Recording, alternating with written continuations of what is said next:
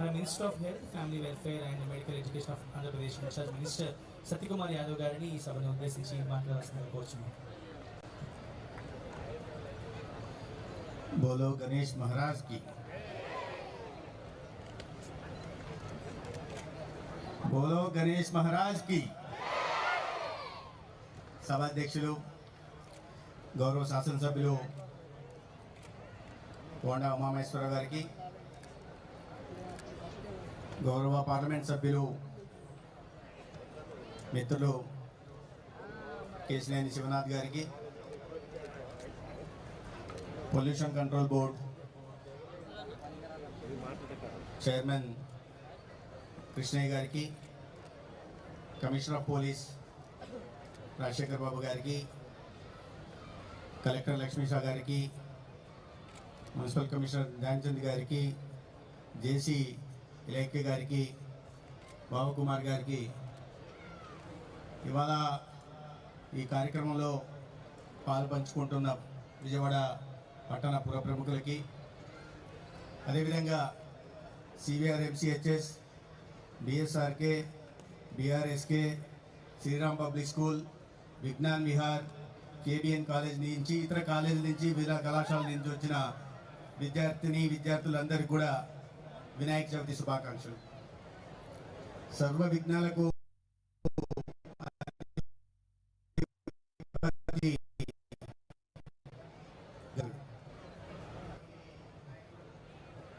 విశ్వేశ్వరుడుగా ఆవిర్భవించిన దినం భాద్రపద శుద్ధ చవితి నాడు మనం వినాయక చవితి జరుపుకుంటాం. ఈ వినాయక చవితి సందర్భంగా యావత్ దేశంలోని ప్రజలకి, ముఖ్యంగా తెలుగు రాష్ట్రాల ప్రజలకి శుభాకాంక్షలు తెలియజేసుకుంటూ, అందరి జీవితాల్లో అన్ని విఘ్నాలు తొలగి అష్టైశ్వర్యాలతో సుఖ సంతోషంతో ఉండాలని, ముఖ్యంగా ఇక్కడ పెద్ద సంఖ్యలో హాజరైన విద్యార్థులకు ఆ వినాయకుడు జ్ఞానాన్ని ప్రసాదించి వారికి ఉజ్వల భవిష్యత్తును అందించాలని ఈ సందర్భంగా కోరుకుంటున్నాను.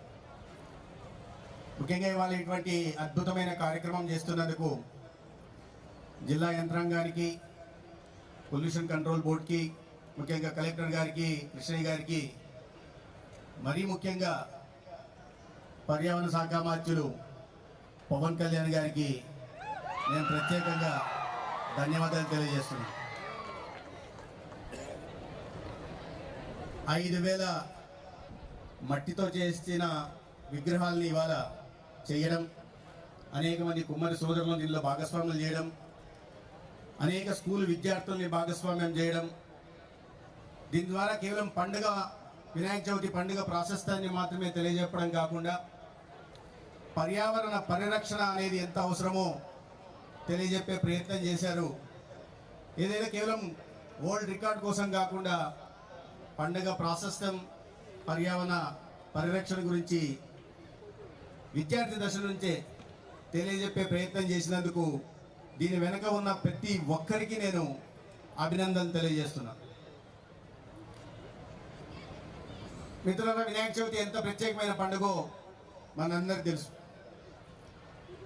ఈ పండుగ సందర్భంగా ఇటీవల రాష్ట్రం విడిపోయిన తర్వాత గణేష్ ఉత్సవ సమితి లేకపోతే కొంతమంది పెద్దలు ఎక్స్ఎంపీ గోకరాజు గంగరాజు గారి నేతృత్వంలో గణేష్ ఉత్సవ కమిటీగా ఏర్పాటై ఈ అనుమతులు పొందడం, ఇతరత్రా వాటి మీద గౌరవ ముఖ్యమంత్రి చంద్రబాబు నాయుడు గారిని కలవడం, వారు ఈ అనుమతుల కోసం ప్రత్యేకంగా ఫలానా చోట పెడుతున్నామని పోలీస్ యంత్రాంగానికి, అధికార యంత్రాంగానికి తెలియజేస్తే చాలు, ప్రత్యేకమైన మళ్ళీ అనుమతులు తీసుకునే అవసరం లేదు.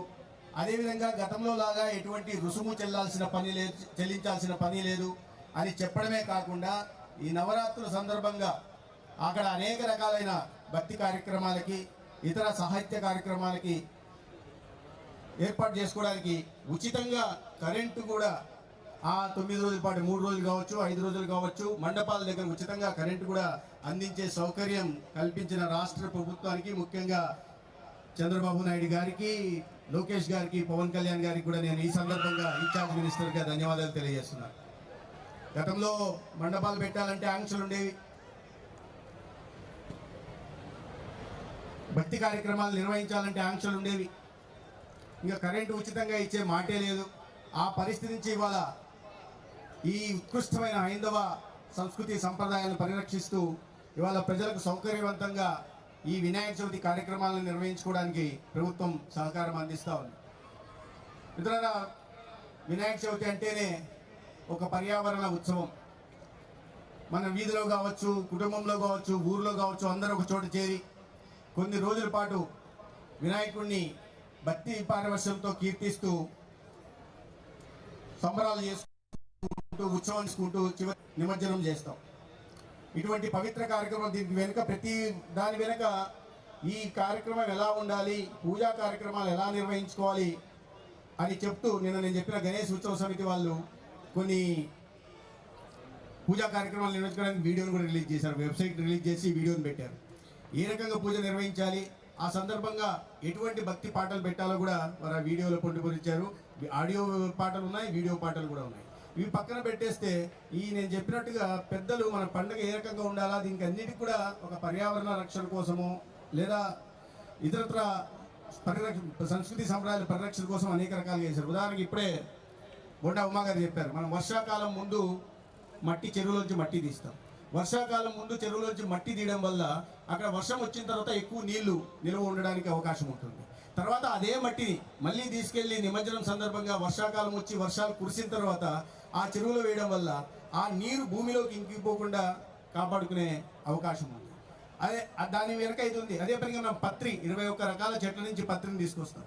ప్రతి పత్రికి కూడా ఔషధ గుణాలు ఉన్నాయి. ఇవాళ ఈ ఆధునిక వైద్య రంగంలో మాత్రలు తయారు చేసిన వీటిలో ఎక్కువగా ఆ పత్రి నుంచి వచ్చింది. అందుకని ఆ పత్రికి లేదా ఈ బొమ్మలు మట్టి బొమ్మలు తయారు చేయడానికి కూడా దీనికి అన్నిటికీ కూడా ఒక ప్రాశస్త్యం ఉంది, దీనికి ఒక విశిష్టత ఉంది. అయితే రాను ఇవాళ ఎలా అయిపోతుందంటే మధ్యలో ప్లాస్టర్ ఆఫ్ ప్యారిస్ రావడం, ఇతరత్ర బొమ్మలు తయారు చేయడం, దాంట్లో అనేక రకాలైన రసాయనాలు కలపడం, ఆ రసాయనాలను కలిపిన సమయంలో 7 రోజుల పాటు మనం వాటి చుట్టూ ఉండడం, దాని ద్వారా మనం అనారోగ్యానికి గురి కావడం, తర్వాత ఆ బొమ్మల్ని తీసుకెళ్లి చెరువుల్లో కానీ నదుల్లో కానీ నిమజ్జనం చేయడం, అనేక రకాలైన కొన్ని లక్షల జీవరాశులు ఆ చెరువుల్లో నదుల్లో ఉంటాయి, వాటి ప్రాణానికి హాని కలిగించడం, దాని తర్వాత అదే నీరు సాగునీరుగా పోయి పంటలు పండితే ఆ మొక్కలు ఆ చెట్లు వాటిని పీల్చుకోవడం, దాని తర్వాత మనం తినడం, తద్వారా అనేక రకాలైన క్యాన్సర్ లాంటి రావడం, లేదా అదే మంచినీరు మళ్ళీ కదా శుద్ధి చేసిన తర్వాత మనకు వస్తే మళ్ళీ దాగిన తర్వాత అనేక రకాలైన అనారోగ్యం బాధపడుతున్నాం. క్యాన్సర్ కేసులు పెరగడానికి ప్రధానంగా ఈ కాలుష్యం కూడా చాలా ప్రధానమైన విషయాన్ని మనం గుర్తించాల్సి ఉంది. అందుకని ఈ కాలుష్యాన్ని కాస్త నియంత్రించడానికి మనం ఖచ్చితంగా గతంలో మనం ఏదో సంప్రదాయ పద్ధతులు ఏవైతే ఉన్నాయో మట్టి బొమ్మలు తయారు చేసుకోవడం, వాటిని పూజించడం, వాటిని నిమజ్జనం చేసే సందర్భం చేయాలి. అయితే ఇప్పుడు డీజేల గురించి కూడా ప్రస్తావన వచ్చింది. ఈ నవరాత్రుల సందర్భంగా ఏవైతే కార్యక్రమాలు నిర్వహిస్తామో చాలా భక్తి శ్రద్ధలతో నిర్వహించేది. డీజే ఖచ్చితంగా ఉండాలి, ఎందుకంటే ఆ ఉత్సాహం ఉండాలా, పండుగ చేసుకుంటున్నామని నా అభిప్రాయం కూడా డీజే ఉండాలనే. అయితే స్వీయ నియంత్రణ ఉండాలి. మనం అక్కడ వినాయక చవితి సందర్భంగా దేవుణ్ణి కొలుస్తున్నాం, వినాయకుడిని కీర్తిస్తున్నాం. ఆ సందర్భంగా అక్కడ పెట్టాల్సిన పాటలు ఏ రకంగా డీజే పెట్టడం బాగుంది. డీజే పెట్టిన తర్వాత అక్కడ పెట్టాల్సిన పాట ఊ అంటావా మామ ఊహో అంటే బాగుంది, లేదా ఇంకో పాట పెడితే మంచిది కాదు. అటువంటి నేను చాలా సందర్భాల్లో చూసాను, చాలా జుగుప్సాకరమైన పాటలు పెట్టేవాళ్ళు. రా ఏదో రోగి రా కొరికే రాలే, ఇటువంటి పాటలు అక్కడ మనం చేస్తున్న కార్యక్రమానికి శోభను తీసుకురావు.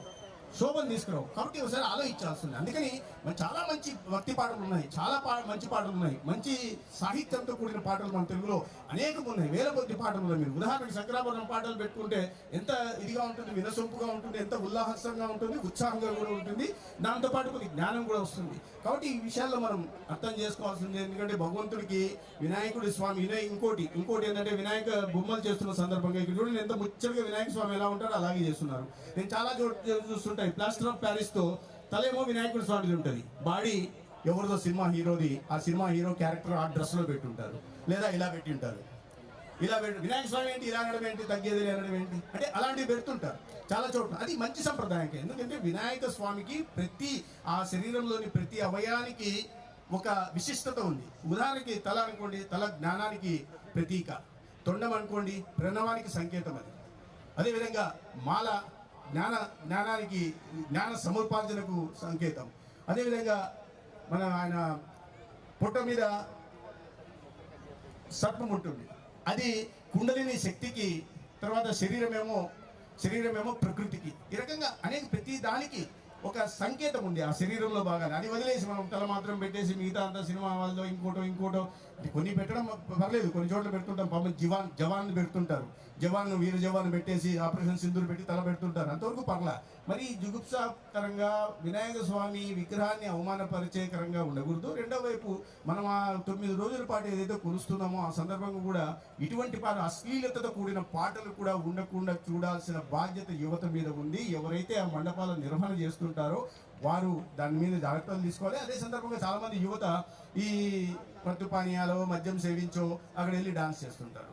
అది సరైంది కాదు. ఎందుకంటే ఎంత పవిత్రమైన స్థలంలో అటువంటి పనులు చేయకూడదు. ఎవరైతే ఈ మండపాలు నిర్వహిస్తున్నారో వారు ఆ విషయాల్లో మాత్రం చాలా జాగ్రత్త. అటువంటి ఎవరైనా శక్తులు వచ్చినప్పుడు ఖచ్చితంగా సంబంధిత పోలీసు వారికి చెప్పాల్సిన అవసరం ఉంది. ఎందుకంటే ఆ పవిత్రాన్ని కాపాడాల్సిన బాధ్యత భక్తులుగా ప్రతి ఒక్కరి మీద, మన అందరి మీద ఉందనే విషయాన్ని ఇవాళ గుర్తు చేస్తూ, ఇవాళ ఇటువంటి మంచి కార్యక్రమంలో నన్ను భాగస్వామి చేసేందుకు జిల్లా యంత్రాంగానికి ధన్యవాదాలు తెలియజేస్తూ, ఆ విఘ్నేశ్వరుడు సకల విఘ్నాలను తొలగించాలని, మీ అందరికీ కూడా ఉజ్వల భవిష్యత్తును అందించాలని కోరుకుంటూ సెలవు తీసుకుంటాను. భారత్ మాతాకి.